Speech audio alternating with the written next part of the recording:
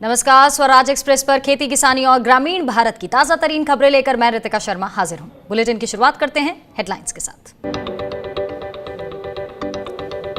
केंद्र सरकार के कृषि अध्यादेशों के खिलाफ नहीं थम रहे किसान आंदोलन। पंजाब में किसानों ने अलग अलग जगहों पर किया प्रदर्शन। केंद्र सरकार से अध्यादेश वापस लेने की मांग। एमपी के हरदा में 27 जुलाई से जारी है मूंग किसानों का आंदोलन। समर्थन में आई कांग्रेस ने भैंस के आगे बीन बजाकर किया प्रदर्शन। मूंग खरीद शुरू करने की मांग कर रहे हैं किसान। राजस्थान में 3 दिन बाद भी जारी है किसानों का आंदोलन। गंग नहर से सिंचाई का पानी न मिलने से नाराज हैं किसान। परेशानी दूर न होने तक आंदोलन जारी रखने की चेतावनी। और कृषि इंफ्रा फंड पर किसान संगठनों ने उठाए सवाल। कहा, पहले के वादों की तरह ना हो जाए इसका भी हाल। पीएम मोदी ने रविवार को किया था 1 लाख करोड़ रुपए के फंड का ऐलान।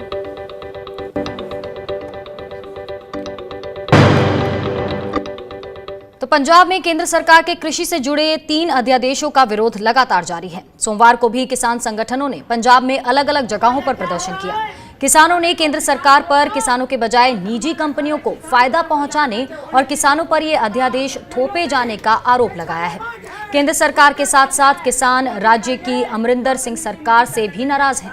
अध्यादेशों के खिलाफ विधानसभा सत्र न बुलाए जाने पर किसान अमरिंदर सरकार पर वादा खिलाफी का आरोप लगा रहे हैं।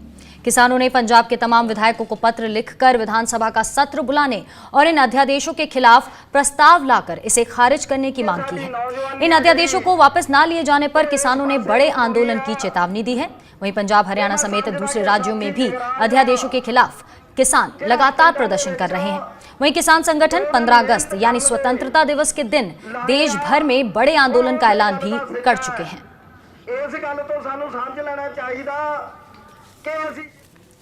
और वहीं केंद्र सरकार के कृषि से जुड़े 3 अध्यादेशों के खिलाफ लगातार प्रदर्शन हो रहे हैं। 9 अगस्त के ऐतिहासिक दिन जब 1942 में अंग्रेजी हुकूमत के खिलाफ भारत छोड़ो आंदोलन की शुरुआत हुई थी, उसी दिन को किसानों ने इन अध्यादेशों को वापस लेने के लिए देश भर में प्रदर्शन किए। देखिए रिपोर्ट। 9 अगस्त भारत छोड़ो आंदोलन के ऐतिहासिक दिन देश भर में किसानों ने कॉर्पोरेट भगाओ किसान बचाओ के नारे के साथ कुछ यूं प्रदर्शन किया। अखिल भारतीय किसान संघर्ष समन्वय समिति के बैनर तले हरियाणा, दिल्ली, छत्तीसगढ़ समेत देश के कई हिस्सों में किसानों ने ट्रैक्टर मार्च निकाला। किसान लगातार केंद्र सरकार के कृषि से जुड़े 3 अध्यादेशों के खिलाफ विरोध कर रहे हैं। सन 42 के अंदर जब हमारे बाप दादा ने इसमें आए थे और कहा था कि अंग्रेजों भागो, हमें अपना हिंदुस्तान चाहिए जिसमें किसान खुशहाल हो। आज किसान आत्महत्या कर रहा है, किसान के बुरे हाल हैं। आज कॉर्पोरेट भगाओ किसानी बचाओ एक ही नारा है हमारा, क्योंकि ये कॉर्पोरेट आज अध्यादेश तो लेके आए हैं, कॉर्पोरेट को बढ़ावा दे रहे हैं। अध्यादेश को खत्म करें। आज 250 संगठन इकट्ठे हैं। हमें देखना है कि हम में कितनी ताकत है और हम क्या मांग रहे हैं। हम देश को खिलाते हैं, हम केवल इज्जत मांग रहे हैं और कुछ नहीं मांग रहे। अध्यादेश कृषि के संबंध में सरकार ने जारी किए हैं, वो पूरी तरीके से कृषि विरोधी, किसान विरोधी अध्यादेश है। इससे हमारे देश की खेती किसानी चौपट हो जाएगी। खेती किसानी के कारोबार में कारपोरेटों का पूरी तरीके से नियंत्रण हो जाएगा। जमीनें किसानों के हाथ से निकल जाएंगी। और सबसे बड़ी बात, हमारे देश की जो खाद्य सुरक्षा है, हमारे देश की जो बीज सुरक्षा है और सार्वजनिक वितरण प्रणाली, ये तीनों बहुत ही तहस नहस हो जाएगी। ये हमारे देश की जनता के लिए घातक होगा। सरकार इन अध्यादेशों को कृषि क्षेत्र में ऐतिहासिक सुधार बता रही है, लेकिन किसान संगठन इसके खिलाफ लामबंद हो गए हैं। किसान संगठन इन अध्यादेशों को वापस लेने की मांग कर रहे हैं। साथ ही फसल का सही दाम, कर्ज माफी, सस्ती बिजली, डीजल जैसी 9 मांगे भी सरकार के सामने रखी हैं।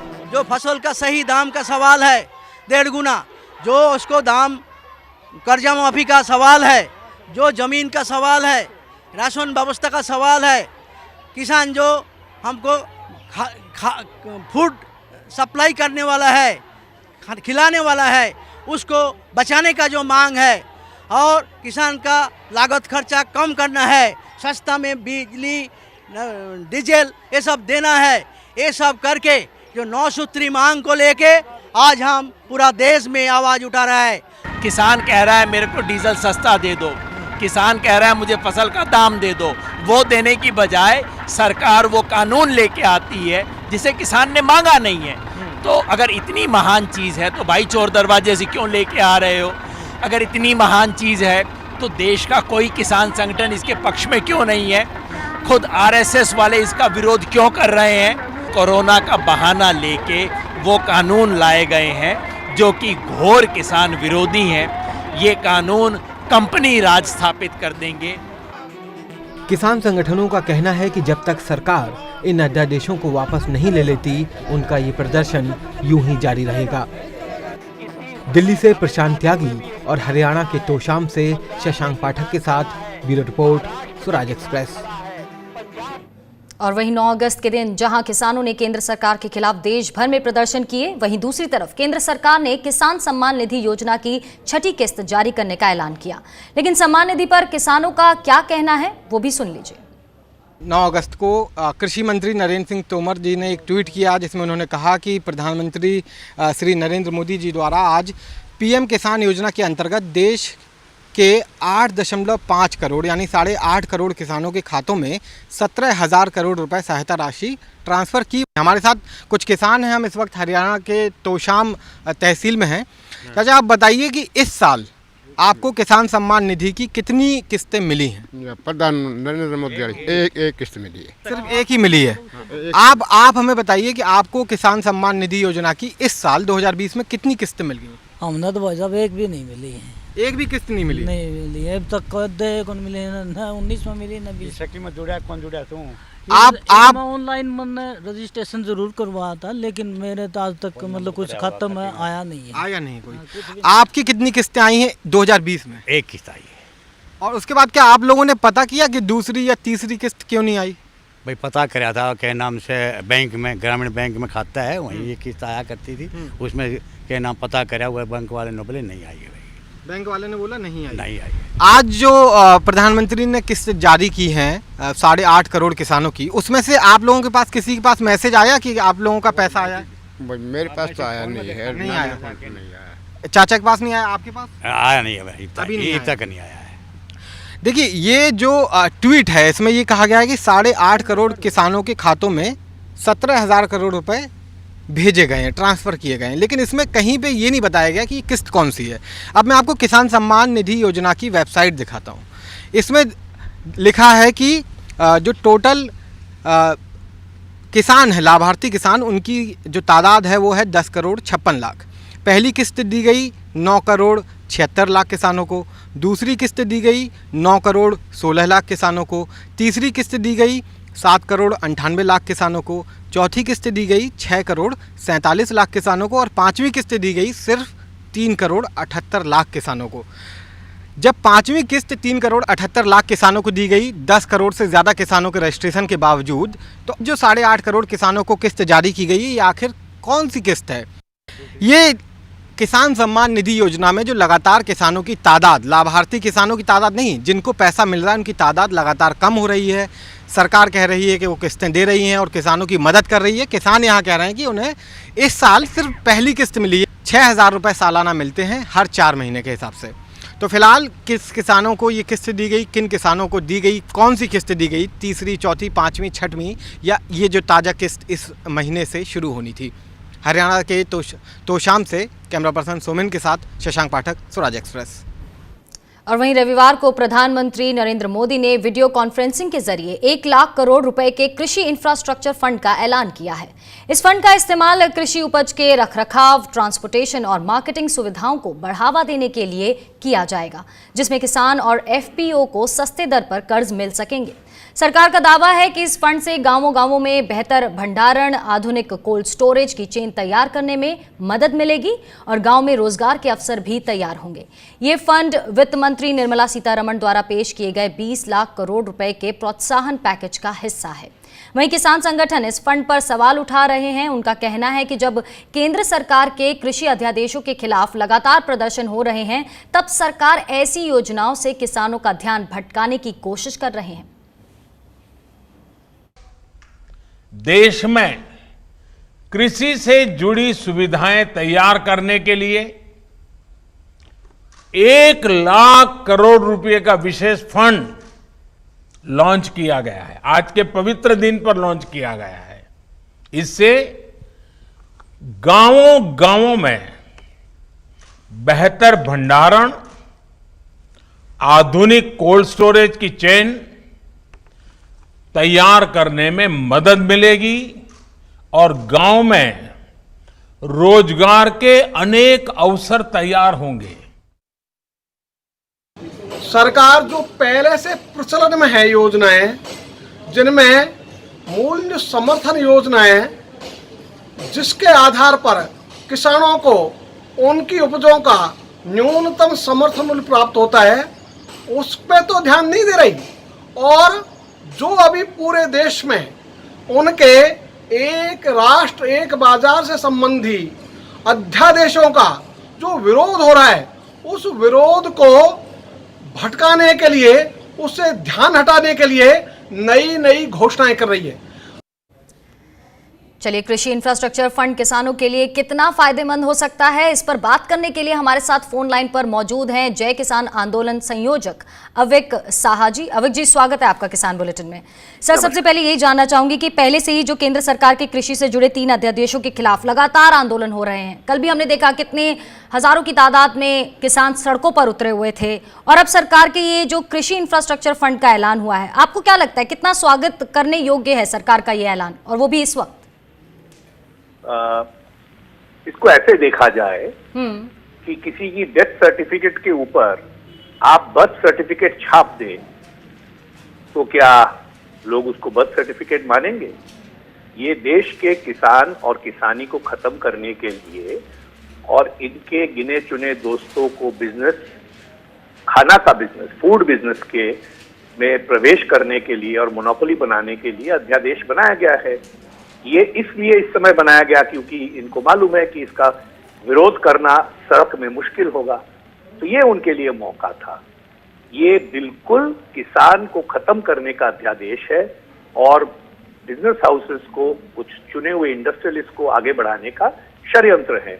अब इसको आप किसान की फ्यूचर का कानून है, किसान की भले का कानून है, ऐसा आप कुछ भी कह सकते हैं, लेकिन किसान अपना भला बुरा समझता है और इसलिए देश भर में कोई भी किसान संगठन इसका समर्थन नहीं कर रहा है, क्योंकि किसान यूनियन और संगठन किसानों को ये समझा पाया है इस अध्यादेशों में किसान की भविष्य कैसे बिगाड़ा जा रहा है और कैसे लोग किसानी से दिहाड़ी तक पहुंचेंगे, ये स्पष्ट दिखाई दे रहा है। तो कहीं ना कहीं अविक जी, आपका ये कहना है कि जो अभी जो मुद्दे हैं उन 3 अध्यादेशों के ऊपर जिस तरह से सरकार ने चुप्पी साधी हुई है, किसान स्थिति में नहीं है कि इस फंड को गले लगाएगा, इसको अपनाएगा, और कहीं ना कहीं आपको ये लगता है कि ध्यान भटकाने की कोशिश हो रही है मेन मुद्दों से? ये एक पैटर्न है, इसको फॉलो करना पड़ेगा जी। मोदी जी जब भी सरकार बनाते हैं, उसका पहला 1 साल में एक बहुत बड़ा आक्रमण देश के किसान और गांव पर करते हैं। 2014 में हमने देखा था, दिसंबर तक उन्होंने ये जमीन अधिग्रहण का अध्यादेश लाए थे, वो भी ऑर्डिनेंस था, याद रखिए उस समय कोरोना नहीं था जी। और इस बार भी उनकी सेकंड टर्म का पहला साल के अंदर एक और ये बड़ा अटैक किसान पर वो कर रहे हैं।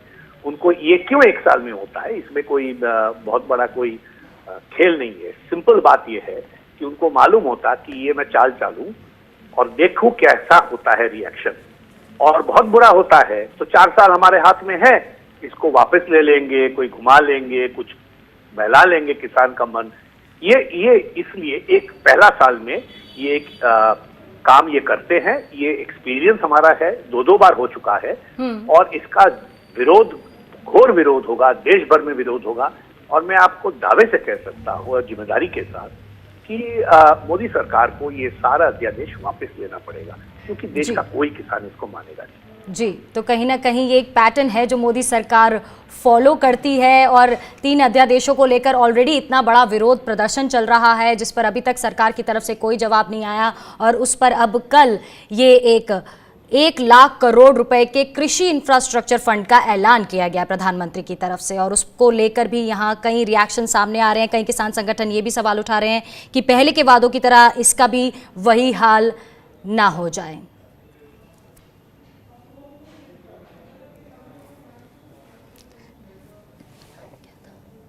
हमारे साथ जुड़े हुए हैं फोन लाइन पर जय किसान आंदोलन संयोजक अविक साहा जी। अविक साहा जी, सम्मान निधि से रिलेटेड मेरा आपसे क्वेश्चन है कि क्यों इसके ये जो लाभार्थी हैं या फिर हम कहें कि जिन लोगों तक, जिन किसानों तक ये योजना पहुंच रही है, उन नंबरों के अंदर, उन आंकड़ों के अंदर कमी आ रही है, उस पर आपका क्या कहना है? मैं नंबर की जो डिबेट है इसको एक बार नजरअंदाज करके सिर्फ ये सवाल करना चाहता हूं जी। किसान निधि मान लीजिए देश के हर किसान को पहुंचता है तो कितना पहुंचता है? महीने में 500 रुपया, साल में 6,000 रुपया। क्या इतना ही किसान का तकलीफ है? 6,000 रुपया का तकलीफ और ये किसान सम्मान निधि आप पेमेंट कर दें तो इनका तकलीफ दूर हो जाएगा। दूसरा बात ये देखिए, जैसे आपने इंफ्रास्ट्रक्चर फंड की बात किया, उसमें स्पष्ट लिखी हुई है कि इस साल उसका एलोकेशन सिर्फ 10,000 करोड़ रुपया है। तो 10,000 करोड़ रुपया जो लोन में दिया जाएगा, ये कोई इन्वेस्टमेंट नहीं है, सरकार की तिजोरी से कुछ नहीं निकल रहा है। अब 5 साल में आप कितना देंगे, इसको जोड़ के आप घोषणा करेंगे तो 50 साल का कर दीजिए, बोल दीजिए ना 20 लाख करोड़ रुपया में इन्वेस्ट करने वाला हूं आने वाला 50 साल में, वो बात छुपी रहती है। तीसरी बात ये है कि किसान सम्मान निधि का जो पेमेंट है, ये तो पिछले साल 2019 चुनाव के पहले रेट्रोस्पेक्टिवली 2018 दिसंबर से दिया जा रहा है। ये कोई नया घोषणा तो है नहीं। ये कोरोना काल में किसानों को जो तकलीफ हुआ और हो रहा है, इसका राहत ये कैसे हो सकता है जी? तो इसका इतना बड़ा घोषणा करके आप क्या साबित करना चाहते हैं? जो आपने पहले कमिट करके रखा था वही आपने पेमेंट किया और उसको आप ऐसे डुगडुगी बजा रहे हैं कि बस आपने कोई कोरोना काल में किसानों के लिए नया कोई स्कीम ला दिया। ये बिल्कुल गलत बात है। और इंफ्रास्ट्रक्चर फंड जो है, ये भी पहले 3 बार घोषणा हो चुकी है। जी अविक जी, तो कहीं ना कहीं बड़ा सवाल यही है। अविक साहा जी, आपका पहले तो बहुत बहुत शुक्रिया हमारे साथ जुड़ने के लिए। बड़ा सवाल यही है कि घोषणाएं तो बहुत बड़ी बड़ी होती हैं, योजनाएं बहुत बड़ी बड़ी लाई जाती है, लेकिन जब वो जमीन पर उतरती हैं तो कहीं ना कहीं उतरते ही दम तोड़ देती हैं। वहीं केंद्र सरकार के अध्यादेश ही नहीं बल्कि इस अध्यादेशों के विज्ञापन भी विवाद में सामने आए हैं। दरअसल सरकार ने मंडी एक्ट में बदलाव करने में अध्यादेश की खूबियां बताते हुए एक विज्ञापन जारी किया है। इसमें पंजाब के फरीदकोट के किसान गुरप्रीत सिंह चंदबाजा की तस्वीर का इस्तेमाल किया गया है, जो लगातार केंद्र के अध्यादेशों को वापस लेने की मांग कर रहे हैं। उन्होंने विज्ञापन में बगैर इजाजत तस्वीर इस्तेमाल करने पर कड़ा एतराज जताया है। किसान गुरप्रीत सिंह चंदबाजा ने कहा कि 2018 में उन्होंने अपने खेत में धान की पराली जलाए बगैर हैप्पी सीडर के जरिए गेहूं की बुआई की थी। विज्ञापन में छपी तस्वीर उसी समय की है जिसे कृषि विभाग की टीम ने खेत का निरीक्षण करने के दौरान लिया था।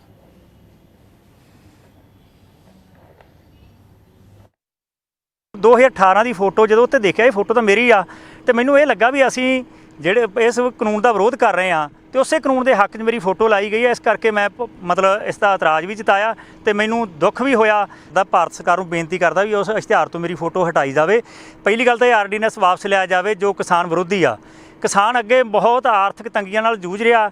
ਜੋ ਕਿਸਾਨ ਸਰਕਾਰ ਦਾ ਇਹ ਫੈਸਲਾ ਹੈ, ਇਹ ਕਿਸਾਨ ਮਾਰੂ ਆ। इस करके असीं इहदा विरोध करते हैं तो अपनी जी लगी हुई फोटो का भी मैनूं एतराज़ है इस चीज़ ते।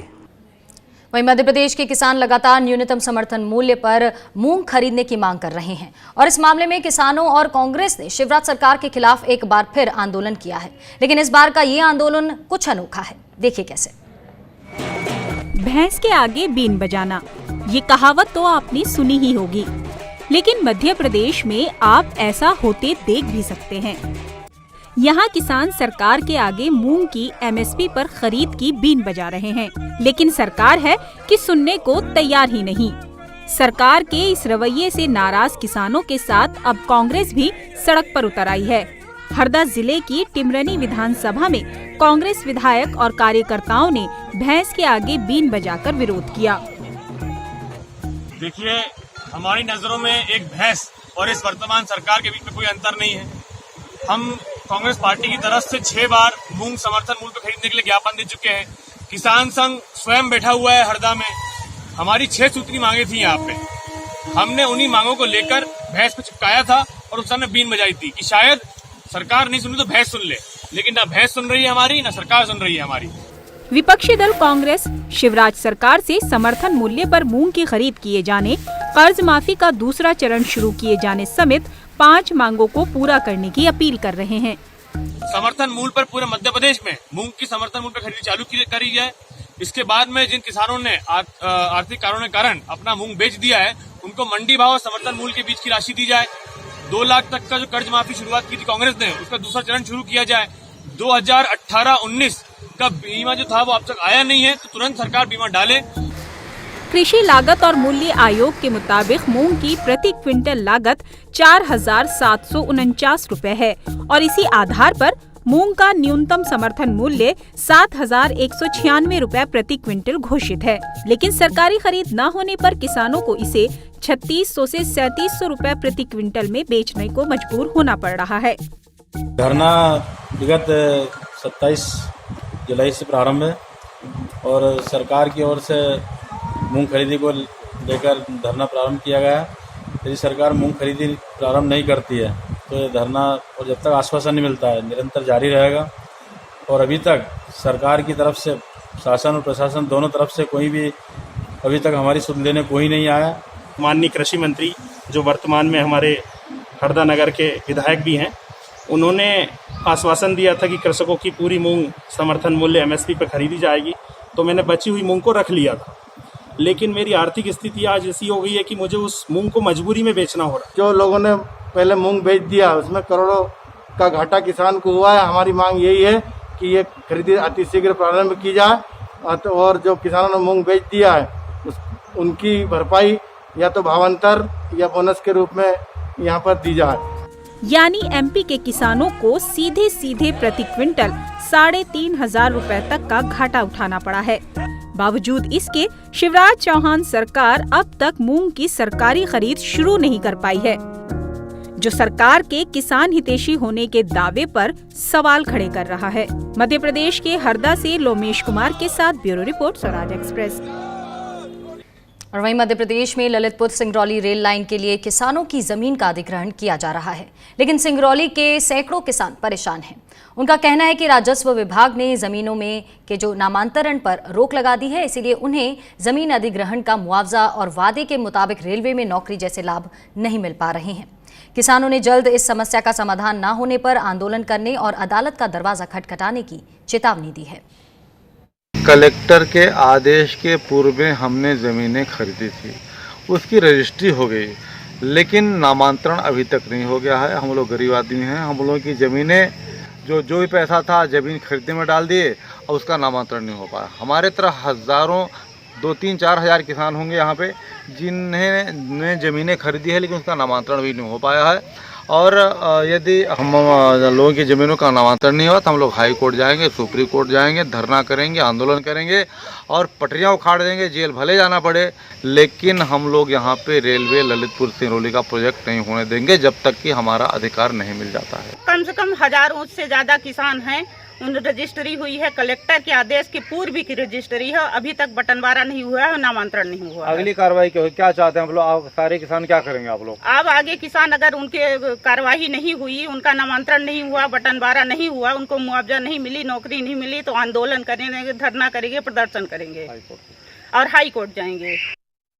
दरअसल आपको बता दें कि 2018 में किसानों के घर, खेत, बगीचे, तालाब ने अधिगृहित किया था, रेलवे ने अधिगृहित किया था, और लेकिन इससे पहले ही कुछ किसानों ने अपनी संयुक्त जमीनों का बंटवारा कर दिया और अपने वारिसों के नाम उसकी रजिस्ट्री कर दी, लेकिन राजस्व विभाग ने जमीन के नामांतरण पर ही रोक लगा दी। इससे किसानों को जमीन का मुआवजा और रेलवे में नौकरी दोनों अधर में लटक गए हैं। और इस मामले में स्थानीय विधायक सुभाष वर्मा से लेकर मुख्यमंत्री शिवराज सिंह चौहान तक किसानों को राहत दिलाने का भरोसा दिला रहे हैं। वहीं विधायक सुभाष वर्मा का कहना है कि सीधी जिले में ऐसे ही मामले को लेकर निपटाया जा चुका है और इसीलिए सिंगरौली के किसानों को परेशान नहीं होना चाहिए। वहीं सीएम शिवराज ने पूरे मामले को जांच कराने की बात कही है। सीधी जिले में काम प्रारंभ हो गया टनल बनने का और जल्दी ललितपुर सिंगरौली रेलवे लाइन पूरी होगी, जिससे सिंगरौली के विकास को निश्चित तौर पर एक नई दिशा मिलेगी। आपने दूसरी समस्या की तरफ ध्यान दिलाया है, तो मैं अभी इस प्रेस कॉन्फ्रेंस के बाद ही मैं चर्चा करके इसके समाधान की बात करूंगा। अगर अविवादित नामांतरण और बंटवारा अकारण नहीं हुआ होगा तो मैं एक्शन भी लूंगा। और अब बात मानसून की। भारतीय मौसम विभाग के मुताबिक अगस्त महीने में उत्तर प्रदेश, उत्तराखंड और मध्य प्रदेश के साथ साथ पूर्वोत्तर के राज्य सामान्य से कम बारिश का सामना कर रहे हैं। उत्तर प्रदेश में सामान्य से 48% तो उत्तराखंड में सामान्य से 36% कम बारिश हुई है। वहीं मध्य प्रदेश में अगस्त में ये घाटा 21%, जबकि तेलंगाना में 33% है। पूर्वोत्तर राज्यों में भी अगस्त में बादलों ने निराश किया और ये सामान्य के मुकाबले 33 से 55% तक कम बारिश हुई है। वहीं अगर हम जून से लेकर अब तक बारिश के आंकड़ों को देखें तो राजस्थान, हिमाचल प्रदेश, दिल्ली, नागालैंड, मिजोरम और मणिपुर में बारिश सामान्य के मुकाबले कम रही है। राजस्थान में सामान्य के मुकाबले 22%, दिल्ली में 33% और हिमाचल में 34% कम बारिश हुई है। वहीं नागालैंड में 25%, मिजोरम में 46% और मणिपुर में 26% कम बारिश हुई है। तो एक तो बारिश की बेरुखी और उस पर सिंचाई विभाग की लापरवाही किसानों पर भारी पड़ रही है। राजस्थान के श्री गंगानगर जिले में सिंचाई के लिए पानी न मिलने से नाराज किसानों का आंदोलन जारी है। किसानों का आरोप है कि एच और एफ नहर से निकलने वाले माइनरों के जरिए किसानों के खेतों तक पानी नहीं पहुंच पा रहा है और इससे किसानों को कपास, ग्वार जैसी फसलें सूखने का डर सता रही हैं। किसान गंग नहर की सफाई कराए जाने, नहर के हेड और मोघे दोबारा डिजाइन कराने और पानी का समान बंटवारा किए जाने की मांग कर रहे हैं। किसानों की मांग में हुसैनी वाली हेड से पाकिस्तान का पानी रोककर पंजाब और हरियाणा के किसानों को दिए जाने की मांग शामिल है। दरअसल 1927 में राजा गंगा सिंह ने गंग नहर बनवाई थी। 2004 में इसकी मियाद पूरी होने के बाद दोबारा नहर को फिर से बनवाने का काम शुरू किया गया, लेकिन इसको बनाने में कई तरह की तकनीकी गड़बड़ियां की गई, जिसकी वजह से नहर में से जो सिंचाई का पानी है वो खेतों तक सही से नहीं पहुंच पाता। किसान इन समस्याओं को लेकर कई बार पहले भी प्रदर्शन कर चुके हैं, लेकिन हर बार आंदोलन बेनतीजा ही रहे। हमारी पुरजोर मांग है सरकार से, प्रशासन से, नहरों के सभी हेड रिवाइज कर, उनकी टेलें साफ कर, नहरें साफ कर, सब जगह समान वितरण किया जाए। और इसके साथ ही साथ एक महत्वपूर्ण मांग है, केंद्र सरकार की भी इच्छा है, हुसैनी वाला हेड से पानी पाकिस्तान को जा रहा है, 0 से 45 आरडी, मात्र 15 किलोमीटर नहर है, नहर तैयार है, उसे सिर्फ सफाई करनी है। और वो पानी जो पाकिस्तान जा रहा है, पाकिस्तान को जाता हुआ पानी रोककर हमें मिल सकता है। इससे गंगानगर और पंजाब दोनों को फायदा मिलेगा, हमारी ये मांग है। चलिए, किसान बुलेटिन में आज इतना ही। आप बने रहिए स्वराज एक्सप्रेस के साथ। नमस्कार।